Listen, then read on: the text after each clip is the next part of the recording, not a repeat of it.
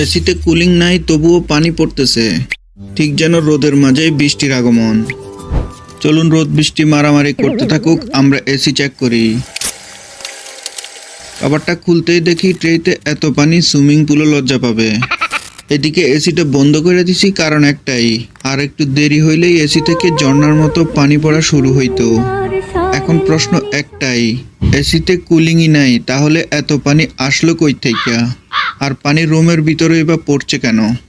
যাদের এই ব্যাপারে মোটেও নলেজ নাই তাদের জন্য বিষয়টা মিস্টেরিয়াস, আর যারা মোটামুটি ধারণা রাখে তাদের জন্য এইটা হলো বৈশাখের পান্তা ইলিশ। আচ্ছা সহজ করে বলি, এই এসির ড্রেন লাইনটা মূলত ব্লক হয়েছে, তাই আর কি রুমের ভিতর দিয়া পানি পড়তেছে।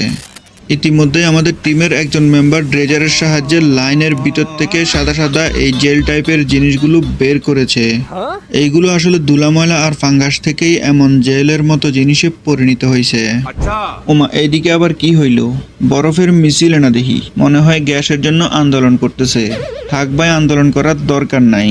তোমাকে যে গ্যাসের প্রয়োজন এটা পাবলিক বুঝতে পারছে। আর যারা এখনো বুঝেন নাই, সাবস্ক্রাইবে ক্লিক করে কমেন্ট বক্সে নো লিখুন।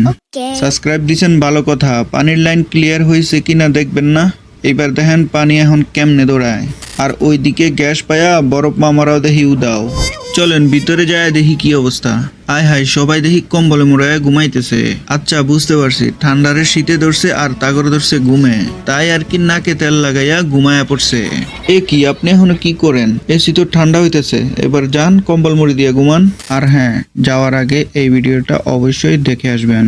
এই ভিডিওতে সার্ভিসিং নিয়ে A to Z দেখানোর চেষ্টা করছি। এইবার আমিও জায়গা, দেখা হবে অন্য কোনো গুরুত্বপূর্ণ ভিডিওতে। আল্লাহ হাফেজ।